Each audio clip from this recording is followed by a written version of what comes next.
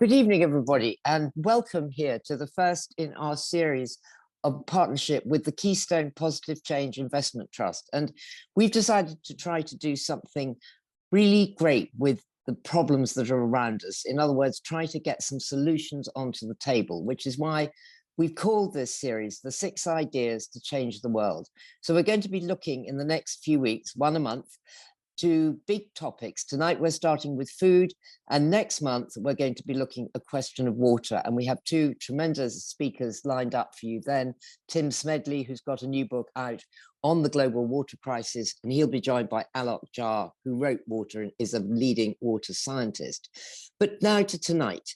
Henry Dimbleby and Tim Spector are the 2 people that I personally, as someone who works in food politics, want to listen to about what's happening with food. Henry is the author of the current book out called Ravenous, which is doing brilliantly well. But before Ravenous, there was the food strategy commissioned by the government. And I'm sure you're going to hear lots about it from Henry, sort of parked rather than acted on. Anyway, Ravenous has come out of the food strategy, and it's a fantastic read if you really want to get to grips with what is going on in food in our country right now. He's going to be joined with Tim Spector, who is the man who probably knows more about what's inside your body than practically everybody else. He is the expert on the gut. He is the author of Food for Life, which is his current book that's just out, and that is subtitled The New Science of Eating Well, and it is about science and chemistry. Tim is also the wizard behind the Zoe project, which kicked off at the beginning of COVID. So Tim, I'm going to introduce you both to them and hand over to Tim now, and Tim's going to talk to Henry, and then it will be over to you for some questions, and I'll pop back up at the end. So Tim, welcome, thank you, and over to you. Thanks a lot, Rosie, and hello and good evening, everybody, and thanks for listening. And this is an unusual role for me as an interviewer, but so you have to bear with me. But basically, what we're going to be doing is I'm going to give Henry a chance to give a summary, really, of I guess his book and his ideas about going forward. Then we're going to have a bit of back and forth on some of these topics to tease apart some of the things we might agree on or some of the things we might disagree on. And then we're going to have open up for a Q&A at the end, and I'll be taking questions from the chat and the Q&A box, I should say, rather than the chat. And that's it, really. And so I hope you enjoy it. So, Henry, we actually met a few years ago when you were, I think it was coming to some event on Leon. You weren't working with Leon anymore. This is a healthy fast food chain that Henry co-founded a while ago now, and has since left, but gave you a lot of insight into the industry, I think, and the food system, which many people don't have, you know, about the consumers. And then we bumped into each other again, I think, when you asked me to help on the national food strategy as an expert advisor, and we had several interactions along that path. And I do remember how optimistic you were as we were handing in the national food strategy, and how actually I was actually very pessimistic at the same time. And I think we were a bit out of sync on that. You thought, well, with this wealth of information and massive statistics and all these experts agreeing, it's going to be a slam dunk, really, to shift this. And you know, the important thing is not to upset them, make it easy for them to just accept all these changes, and it's all going to happen. And I do remember that quite clearly. And I'd been very badly scarred by my interactions with the government on COVID, and how, despite facts and statistics and how you could save lives, the government bureaucracy and the inertia always tended to predominate against doing something a little bit risky, but ultimately in everyone's benefit. So it was interesting, and I think we can come on to where the current position is in terms of your optimism now. But I wonder, so the National Food Strategy was where it all started. That's where you got all this information from. It took a couple of years, I guess. And then you summarized it in this marvelous book, which is much more for public consumption, because the food strategy, I must say, is a little bit dry, lots of tables and things. And you were a bit too polite in my view in that. And you're a bit... Always polite. But you're not quite as polite in Ravenous, shall we say? Or maybe that's Jemima's interpretation.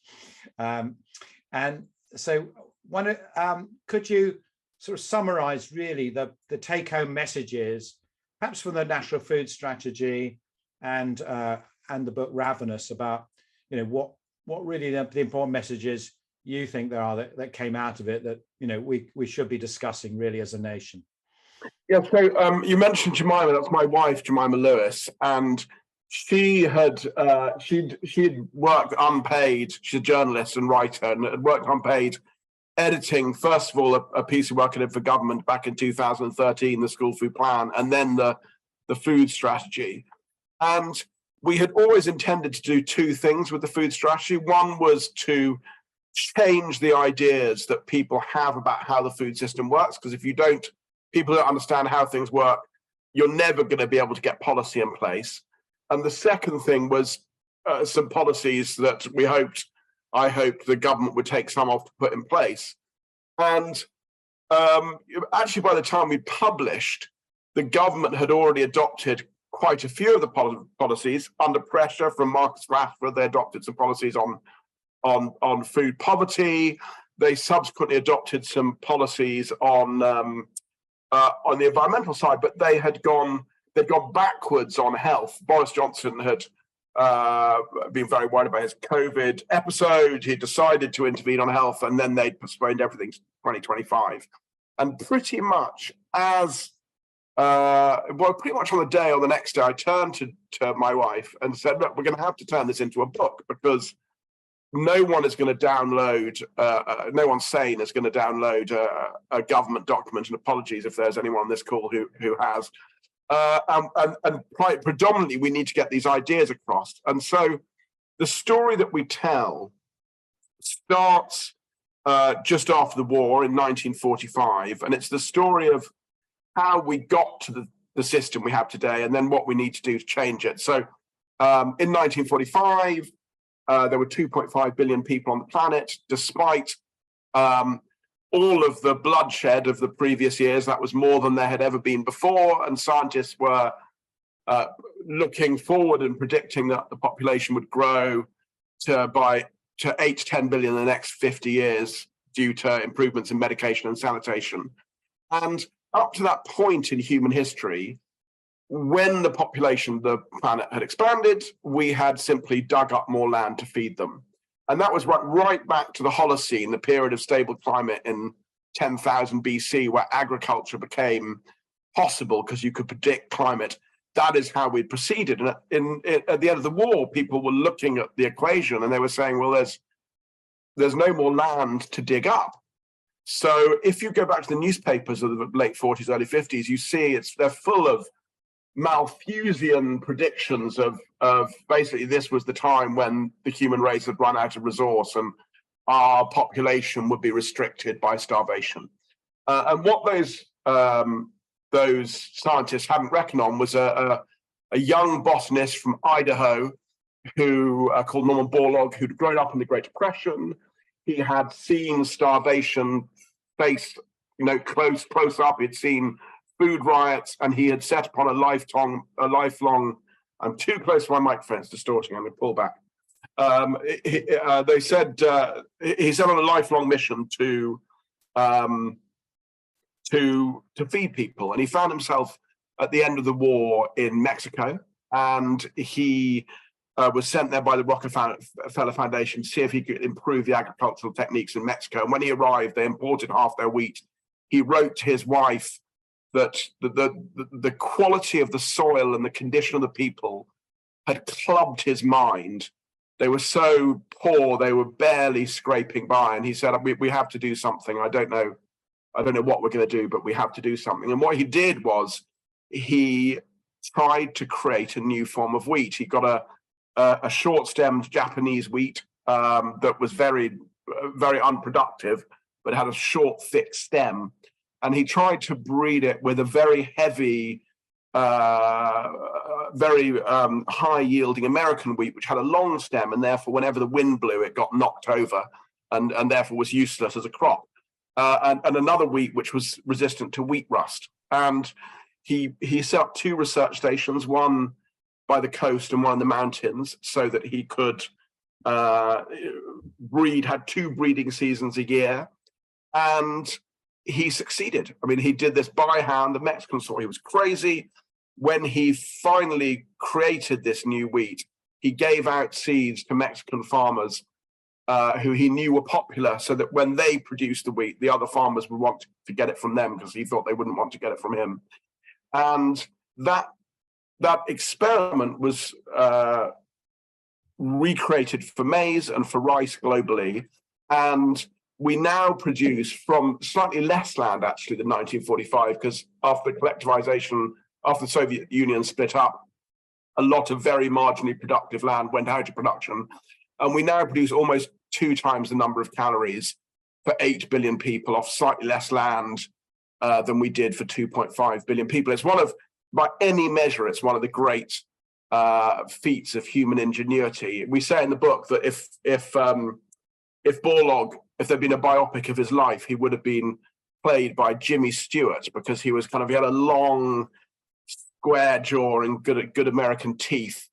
But there wasn't a biopic of his life, because you don't get famous for stopping disaster. No one notices. Hardly anyone who's not in agriculture knows who Norman Borlaug is.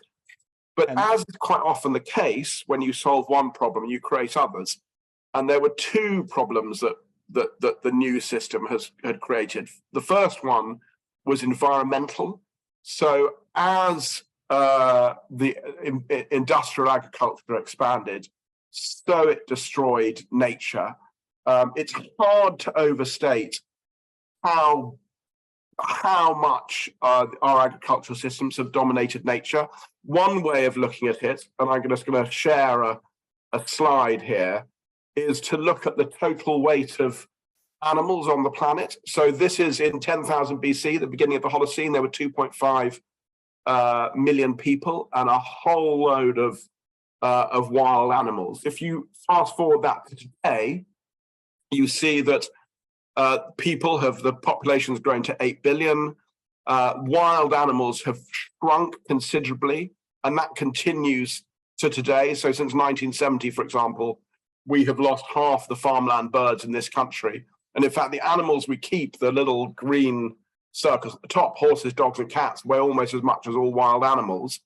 And then the orange circles are the 80 billion animals that we slaughter every year to feed ourselves, which at any time weigh twice as much as all the people on the planet and 20 times as much as all the wild animals. And as a result of this dominion, farming is by far the biggest cause of biodiversity collapse. It's the biggest cause of water pollution, of water scarcity, of deforestation, of the reduction of aquatic life generally. And after climate change, it's energy, it's the biggest cause of climate change. And it's not only, as you know very well, Tim, it's not only our planet that this system is destroying, it's our health. So basically the green revolution, as rather ironically this form of farming came to be known, produces in great quantity the cheapest form of calories, which are refined carbohydrates, refined sugars, and refined vegetable oils. And that is turned into ultra-processed food. 57% of the food that we eat in this country is processed food. And that food is now by far the biggest cause of non-communicable disease in this country. And to give you a sense again of the scale of that, by 2035, that is treating type 2 diabetes alone, just one form of non-communicable disease, is projected to cost the NHS what treating all cancers does today. Chris Whitty, during lockdown, who presumably was quite busy, was making online speeches in his spare time to anyone who would listen about the harm that diet was doing to the NHS. And Andy Haldane, the former chief economist of the Bank of England, has said that this is now the biggest drag on our economy. So what that looks like is the NHS sucks up all the money, the economy stagnates, and we end up impoverished and sickly as a country. And so the question then is, how do you fix that? And what we try to do here is really focus in on the feedback loops that were going wrong in the complex system. And on health, we coined a phrase which was the junk food cycle. So I don't think this is true now, but certainly when I started doing this work, the overwhelming belief in politics and amongst the population was that the reason we were getting sick was because we were ill-educated, we were stupid and lazy, that basically if you could educate people and get them to exercise, then that would solve the health-related problems. And basically the kind of the unspoken conclusion you can draw from that is that basically if we're sick, it's because we're too lazy to get off our fat bottoms and exercise, and too indisciplined to eat well, or cook maybe, or cook or whatever. And everything, we might get into this, everything about those two statements, that we're not educated and that it's about exercise, is provably wrong. And what's actually going on is that you've got the junk food cycle, that the food industry is pouring more and more marketing dollars into research and development of food that makes us sick. We eat more of that, they pour more money in, we eat more of that, and we love that food. Our evolved appetite gives us huge dopamine responses to that food. If it's low in insoluble fiber, it fills up less quickly. They spend more, we eat more, we get sick. And you're going to break that junk food cycle in one of two ways. I'm sure we'll talk about in the discussion. You either attack the commercial incentives of the companies, or the other part of the feedback loop is our appetite. And I worry that we'll end up with a third of the population on appetite suppressing drugs. I think that is probably more than 50% likelihood that will happen. And then on the, it's actually, I think, more optimistic on the natural side. Partha Dasgupta pointed out in his Economics of Biodiversity that nature is invisible in every mechanism we use to measure human success. You can't count it in your wallet, it's not in the balance sheet of companies, it's not in the way you measure GDP. And in fact, he says it's worse than that. We actually give it a negative cost. We pay people to destroy nature to the tune of about $500 billion a year globally in subsidies to industrial agriculture, fisheries, and fossil fuels. And so if you can unpick that, if you can change that, which is actually easier than the health thing, there is a way out. So we then go through the various ways in which government can make changes, and basically government needs to change these feedback loops. So it needs to make nature visible, and it needs to attack the commercial incentives of companies. But change, government intervention, government laws are necessary to change the system, but they're not sufficient. So I have a charity, for example, from when I did school food, the school food work that goes into schools and helps them improve their cooking and their food education. And every school you go to, which has got good food education and good food, it's not because the government passed a law saying they should do it. It's because someone decided that actually enough was enough and they need to do better. So the one thing I would urge anyone, if they feel inspired by the end of this discussion, we start the book by saying you are much less free than you think when you put a forkful of food to your mouth. You actually are living in a system of feedback loops that go through nature, the crops that are produced, the commercial incentives of companies, and actually you're much less free than you think. But because you're a cog in that machine, you can move the machine. So if you do feel inspired to make the change. Just look around you at your community, and there are all sorts of things that you can improve. So, for example, you could ask to go and eat the food in your grandchild or child's school. Not only is that tremendous fun, if you're primary school, it's really good fun. You're like a kind of king visiting. Everyone loves it. Secondary school, they really don't want to see you, but primary school, it's a lot of fun.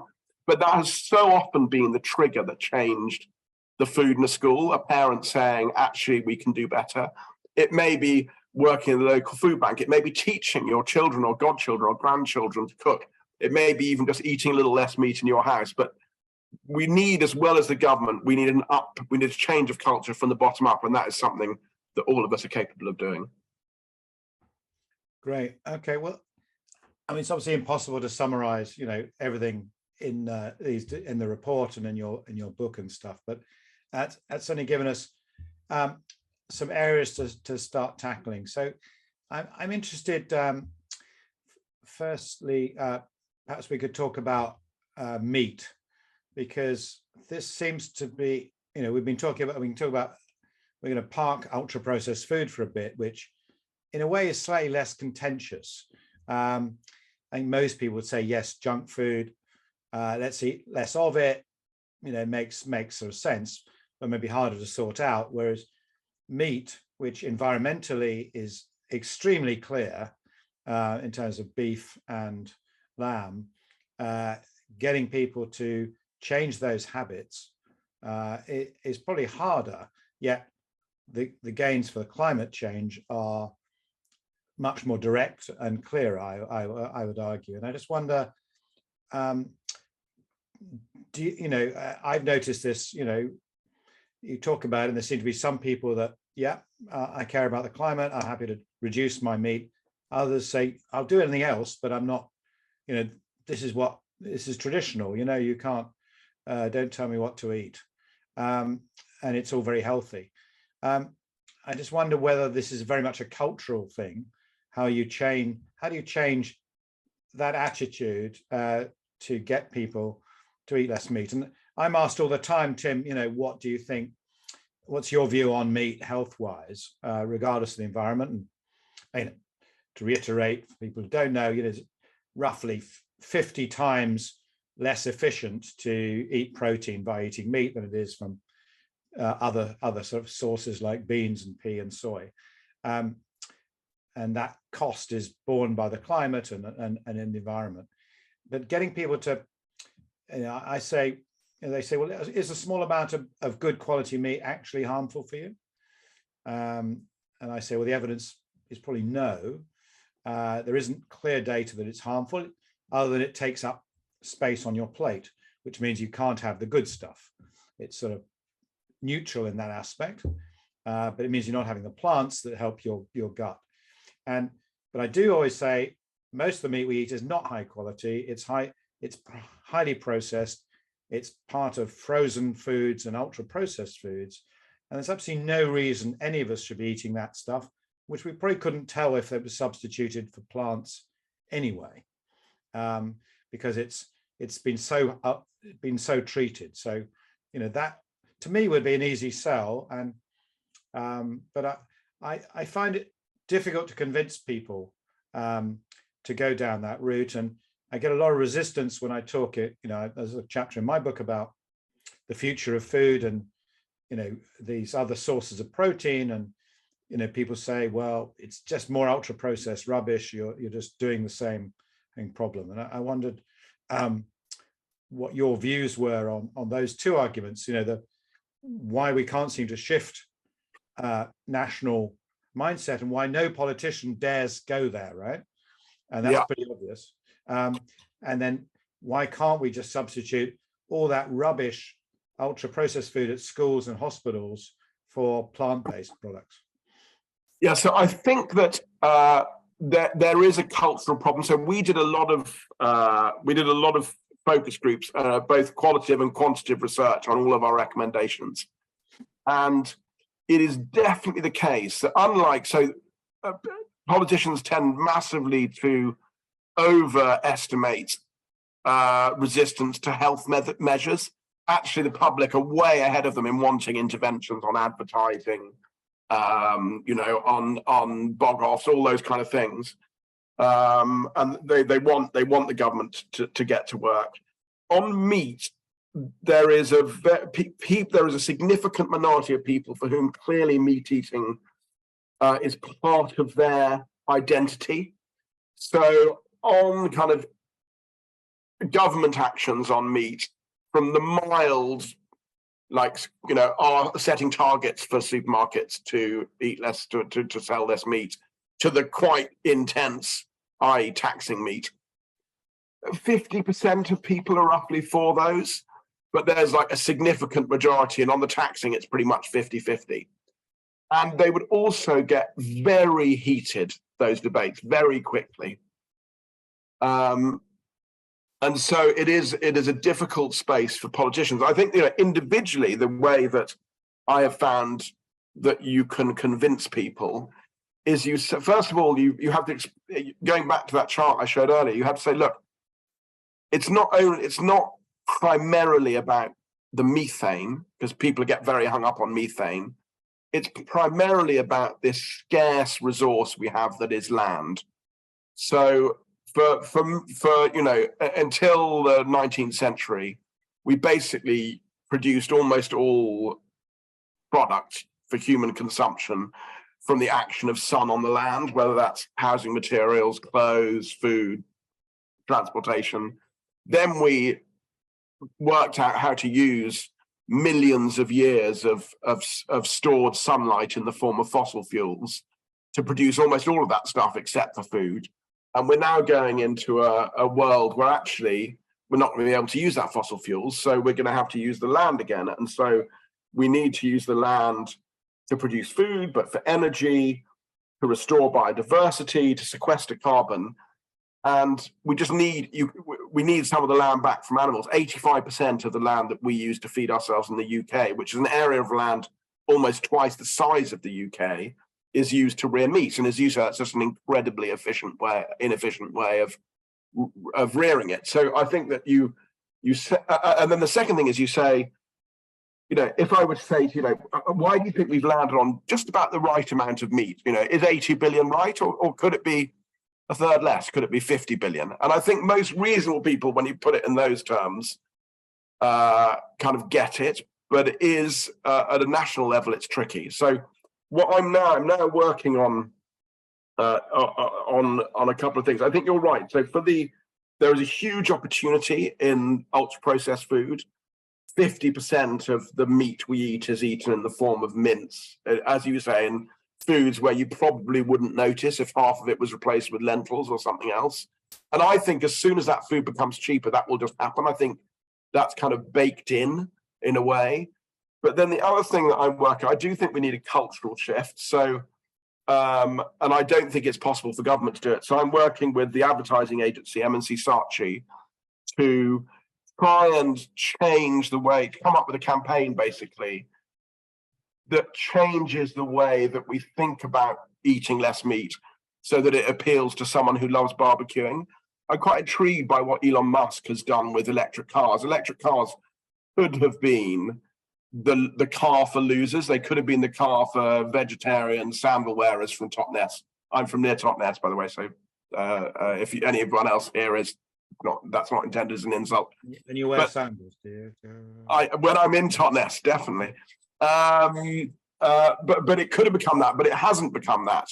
And I think there has to be a way of just trying to take the heat out of that argument. I mean, but then again, we were speaking to Rosie before this started, and she was saying that at the Hay Festival, she saw a discussion between the head of the Farmers Union and George Monbiot on meat that she found deeply depressing, and it was kind of as divided as ever. But I think we do need to try and find a way of making that less contentious. Yeah, well, I think picking away at that ultra processed stuff that people can't recognize as meat is the obvious way. And I mean, a huge amounts of our food are served to institutions that we could control very easily, and government could easily control.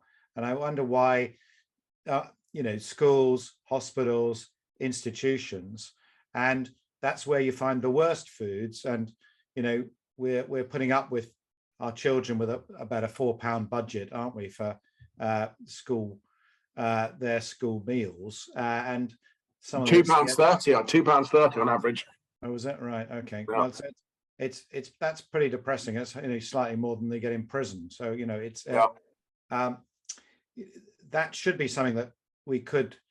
But as you said, the most effective action is locally, is getting parents to say, okay, just pay a few pounds more and give your kid a decent amount, and any extra will go towards children who can't afford it. I mean, is that, you know, is it government action or is it local action? For because there is a growing consensus that we have to solve the school education of kids, getting to see what real food is, to get them out of the junk food cycle.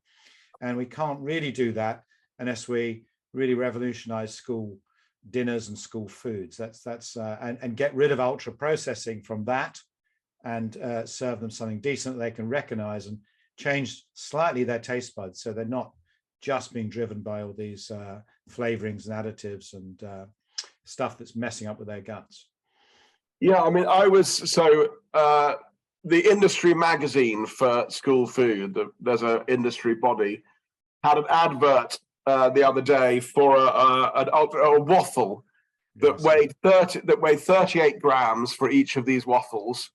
I think about 8 grams was sugar, and about 7 grams was sugar or processed carbs. 7 grams was fat, which left about whatever it was, 15 grams for the other 17 ingredients in the waffle. And we need to change that. Now, that is an area where I think that you need cultural change from the bottom up. You can do it. So £2.30, if you have enough people eating the meal, we do it at Shefton schools, it is enough. I think you need to increase the availability of free school meals. So I think that, for example, Sadiq Khan's London initiative to give everyone a free school meal in London will be transformative on the quality of the food, as well as the number of people taking it up, because you have fixed overhead. As soon as you're doing more, it becomes easier. And then someone is asking here about education. We lost the nutrition education, the food nutrition education, and that stopped the pipeline of teachers coming through. So in order to make it work really well, you need to do a couple of things. You need to get the food good in the canteen. There needs to be an overlap between the nutritional education, the food cooking, and the canteen, so that they feel like part of the same thing. And we need to get more trained teachers by reintroducing the nutrition A-level.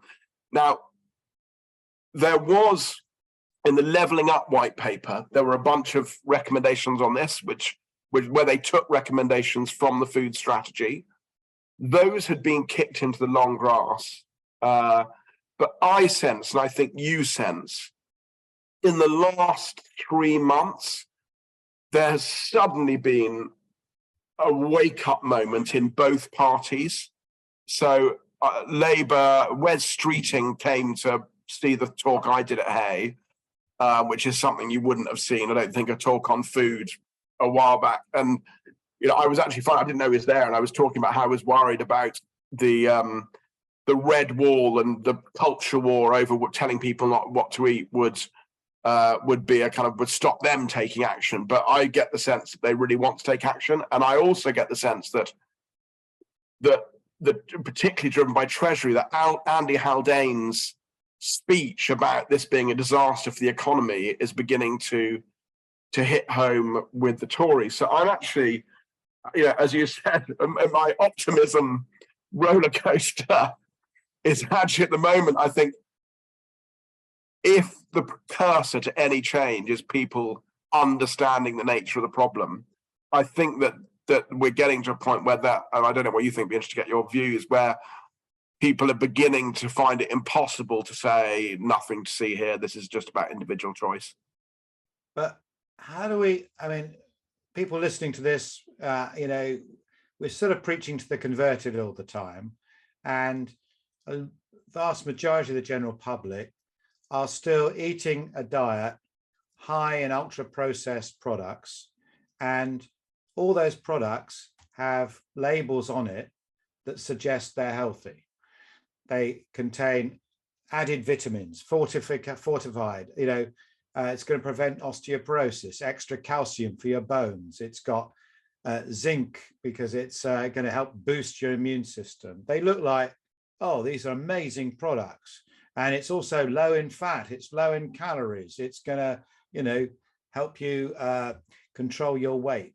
And people are, giving this to their kids.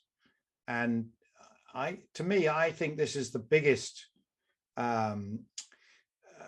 scandal, that the public are not only not being told the truth, but they are actually being sold lies in the terms of labels and marketing and advertising, that the people who should be controlling our public health are doing absolutely nothing about, and propagating it. And we are one of the few Western governments that hasn't actually mentioned anything about ultra processed food in any guidelines, because the governments have been so frightened of the food industry and lobbying.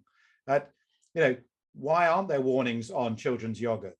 Why aren't there warnings on orange juice that this stuff is just the same as Coca-Cola and makes you fat? Why isn't there a warning that says, yeah, have ultra processed food at all by all means, but it will make you overeat by 500 calories a day, and make you lose energy and feel exhausted all the time. I'm all for giving people choice, but I think the time has come that we've got to take the gloves off and stop beating around the bush and saying, we are serving people up stuff that is complete hypocrisy, that, the well-educated people are no longer eating. And it's poor, it's cheap, but it's people, even if they read the front, they're given the wrong message. So there's not much in the discussion about really changing the labels, apart from this superficial fiddling around with sugars and fats and things. So that's where I sort of disagreed with some of that, the report, because I think, having talking to food companies, they'll just get around those regulations very easily. We need a sticker saying this stuff is dangerous, just like cigarettes. By all means have it, but know what you're doing. How do you deal with that? Yeah, so funny enough, I was chatting a couple of weeks ago to the CEO of one of the big processed food companies. Came up to me and said, what can I do? And I said to him, well, on environment, there's quite a lot you can do, actually. X, Y, and Z. Here's how you could help. You need to help farmers with transition, et cetera, et cetera. But actually, I think there's very little you can do on health, because you're just stuck. If you do anything yourself unilaterally, you will just be fired, like the CEO of Danone was recently. And then the next week, Nestle launched a breakfast cereal, a Kit Kat breakfast cereal, which is exactly what the world needs now. And funny enough, I mentioned in the food strategy that you can already get Kit Kat in 28 different forms in the UK. This was the 29th. And on it, they had, it said, on the website, it said tasty and nutritious with a star. And the star, doing a lot of work there, said contains vitamin B12. And I kind of tweeted about this. Fuck's sake, you can't do much, but you could at least not be intentionally wicked. And then the former CEO of another food business texted me as I saw that thing. He said, just have a look at first of all, have a look at Nestle's mission statement. Nestle's mission statement is to be the world's leading supplier of nutritious food. And so clearly they had to have the nutritious on there, or it wouldn't be on mission. And then he said, look at the portion size. Portion size is 30 grams. The portion size on any other, all their other cereals is 40 grams. And when we did our research, when I was running a food business, the average portion that people ate of cereal was between 50 and 80 grams. If that had been the case, if they had a 40 grams, it all would have been red lights on the traffic lights. So there you have intentionally mendacious marketing of a product. They said it wasn't for children. It still sits in their family section on their website. And so I actually don't think that there's much point in talking to them anymore. I do think you need to have much stronger government intervention. They're stuck. They're not. Why isn't there a danger sign, a warning label, ultra processed food label? Several countries do have them, and someone was telling me that Colombia has just recently introduced an ultra processed food tax. They've gone ahead unilaterally and done this. So, do they put it on bread? Moving forward, they put it on bread. So the big issue is, do you put it on with the current definition of ultra processed food, which is Carlos Monteiro, the Brazilian physicist, which is the NOVA classification. There are all sorts of products where on that classification, it is clear that they are ultra processed, but it's unclear if they're bad for you. So, for example, processed bread, my guess is that's going to fall into the bad for you category, surely wood bread. If I look at what happens when my children are offered white sliced bread, they eat about 5 times the quantity than if they. But stock tubes, which would also fall into that category, my guess is they won't be bad. So that is what's literally what is stopping that happening in the UK is definitions. But I think we need to get over that, and also they can be done for. In this country, we have quite a strong thing of judicial review. So if they get that wrong in a way, and a food company can show it's unfair. So, but that is the fear. I mean, I'm just explaining. That is the fear that's holding people back, is being unfair, going for judicial review. But if I also think with bread, even though I think bread is almost certainly Chorley wood bread, the kind of most common bread that we eat that's very, very soft, is going to turn out to be hyperpalatable, i.e. you eat a lot more of it. I think putting a big black sticker on one of our staples would be politically quite difficult. I mean, interestingly, Kevin Hall, who who's the guy who's done the ad libitum experiments on ultra processor. He was the guy who your 500 calories extra a day came from when he stuck a group of people in loose-fitting clothing in a lab, and for 4 weeks they ate ultra processed food, and for 4 weeks they ate fresh food cooked from scratch, and they ate 500 calories more a day and put on 1 kilo on the ultra processed food and lost 1 kilo on the food cooked from scratch. He thinks if we could, the problem with that experiment was getting people in a facility and experimenting on them. He thinks if we could somewhere in the world set up a facility which has always got people in it on a rotational basis, eating food ad libitum, and this is key. You need to get the thing is what it does to your appetite. Again, it's the interreaction between appetite and the food. That we could solve that question quite quickly, but that no one's doing it. He's incredibly frustrated. No one's doing it. And so we are no further forward really on understanding the mechanism in a provable way than we were 5 years ago, which is frustrating. I don't know, what do you think? Do you agree with that? Or you might disagree with that, but. No, I think this is where we are, but I want to come back to some of these questions actually, because we need to just start getting our act together, because we've got I just as a very brief summary. So it sounds like there's multiple sources of where these pressure points can come in terms of the actions, and labeling has got to come from government, right? You're not going to get unilateral companies saying this is bad for you, and we've reduced the price accordingly. Supermarkets could do it if the big 4 supermarkets decided to do that, but they're highly unlikely to, because it would hit sales without any great incentive. We've got a very resistant government because they're saying, oh, well, there's 5% of foods we can't classify very precisely. Experts disagree, although they don't.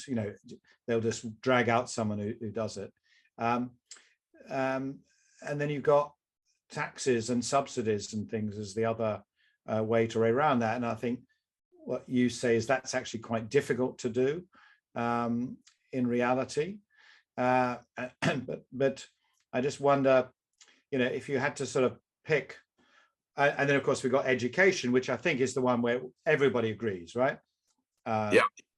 politicians, everybody. Although it's way, if you are the Secretary of State in the Department for Education, it is not in your top 10 list of things to do and never has been, so it never gets done.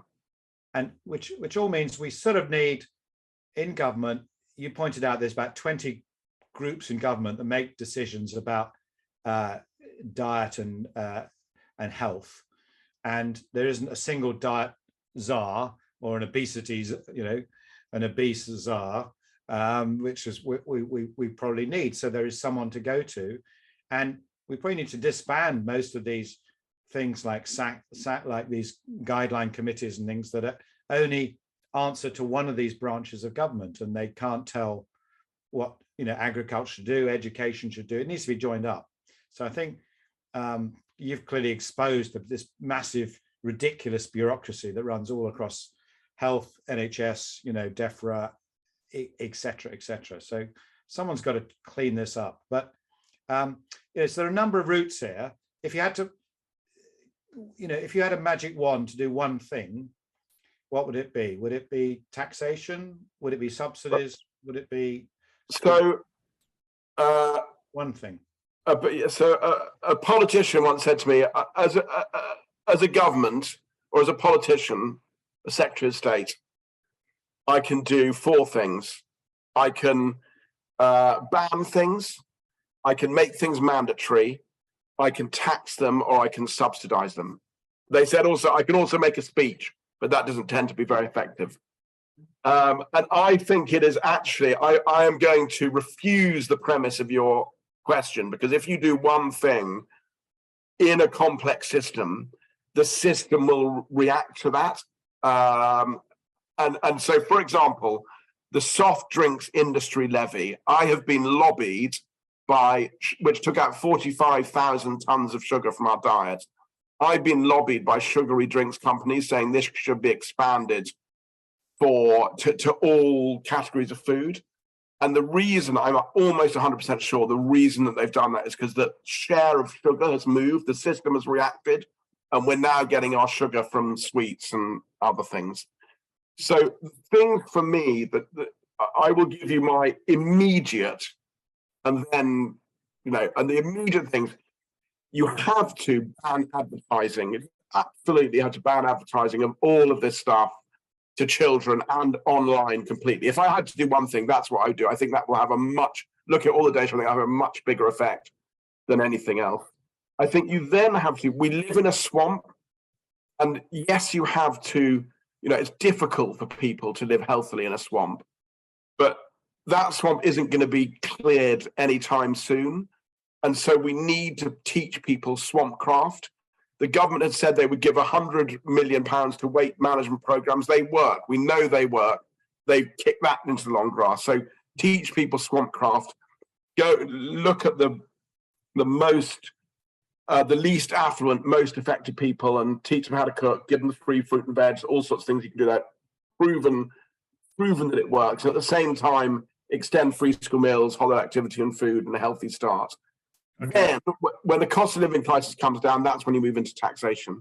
And I would say, just one person has said, and this comes to the culture of change, someone said here, can you put the ultra-processed genie back in the bottle? We make a very passionate case in a chapter called The Power of Love, that not only do we have to, but that you can change culture, and that we've changed our food culture before, and we can change it again. So I think there is every chance we will look back on ultra-processed food in 30 years' time and think, my God, we went down that route. Now, the question then is, I said this to in a talk in Derby the other day, and a GP in the audience put his hand up and said, every day I spend my life prescribing antidepressants and now semaglutide, this appetite suppression drug, and sending my patients off to have their feet amputated for diabetes. We don't have 10 years. So that then is the question is, do you have time? Do you have time to make that shift? Yeah, I think it needs more than one. We need to address a few of these questions. We've addressed a few of them. Again, lots of comments on meat, as I expected. Most of them would seem to be very pro-meat, saying, why we or me promoting, saying ultra processed meat is bad, but ultra processed plants are not bad. Certainly, I wasn't saying that. I was just saying if you had to compare the two, they're both bad for your health, but definitely the process, one is better for the planet than the other one.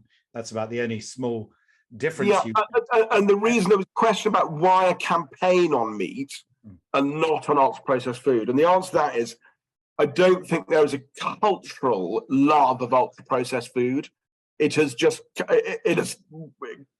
come into our diet through price and marketing, and so I think the government can intervene on ultra processed food in a way that we need to change the story about meat. So that's why the campaign. And if you took out or you taxed ultra processed food, or you took it out of the institutions, then actually people would naturally gravitate to more plants and less cheap meat. Yes.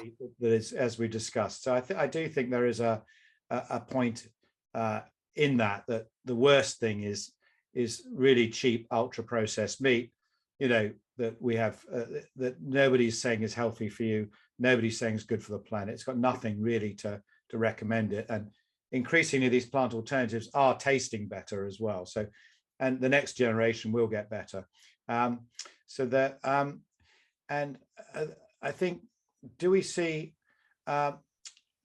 ultra processing? When you spoke to companies, do you think there is a way of actually doing more research and working out what it is bad about the processing? At the moment, we know it's artificial sweeteners, we know it's emulsifiers, we know it's some of these gums, these glues, and some of the flavorings. Do you think in the future they will be able to create an ultra processed food that is healthy for us? Well, here's my hypothesis, and then you can tell me yours. So I think that 70% of the problem with ultra processed food will just end up being high in fat, high in sugar, soft and calorie dense, low in water, and low in insoluble fiber. Now, you might be able to create an ultra processed food that wasn't that, but people won't eat as much of it. So I think that will be the problem. So we'll work out, okay, a lot of it's like that, but hold on, that's the stuff that sells. I think then there'll be another 30%, which will turn out to be much more interesting and complicated, which will be the chemical complexity of the food we eat that's cooked from scratch, the way it reacts to the microbiome, and that data science will advance enough, like dealing with big data in the next 10 years, that will begin to understand the causal mechanisms of stuff better. But I don't know, what do you think? Yeah, I think until there's two problems. One is the gut health problem, and I think the other one is the overeating by 20% problem. And yes, you can show your food doesn't make people overeat by 20%, in tests. Maybe you get a different label on it and you say, this doesn't come with this is going to make you obese label. It just says warning for your gut health, but not for your waistline. So I think we desperately need regulation testing on these foods that are, costing taxpayers fortunes and, causing this country to go really down the tubes health-wise big time. And I think we have to realize that in Europe, there are countries having only 10% of their calories as ultra processed foods. So other countries manage to do it in their food system without collapsing. Maybe not possible for us to go from, nearly 60% down to 10%, but we could certainly halve it very easily and go back to levels that we were at, 10 or 20 years ago. I think that's a very interesting way of splitting it into foods that make you overeat and foods that mess up the way your hormones work, give you metabolic disorder. As you'll know, in the States, there are now a huge number of people who are type 2 diabetes, the skinny fat, they call them, who have type 2 diabetes but aren't overweight. And funnily enough, we don't quite know why this is, but we think it may be because they don't get identified. Those people, their mortality risk is greater than people who are obese with type 2 diabetes. So that kind of thing of just messing up your hormones, inflammation and hormones, I think is a very interesting distinction to make, those two things. A lot of questions about meat, and a lot of people still feel that, for example, teenagers, if they're vegan or vegetarian, can't get enough protein, and that's why they need meat, and that's got to be a core part of the diet. I think there's lots of science to say that's not true, but it does depend on the alternative, the quality of the diet. You can certainly get enough protein from legumes and variety of vegetables. It's well proven that you don't need to have meat as part of that diet unless you've got some dietary problems or whatever. And you had to be a little bit careful about a couple of vitamins. I mean, but I think that going on the health argument either way for meat, it's certainly, people have said to us in the food strategy, oh, you need to say that meat is unhealthy because people care about health. And actually, as you say, yes, there's some evidence processed meat, particularly maybe if it's got nitrites in it.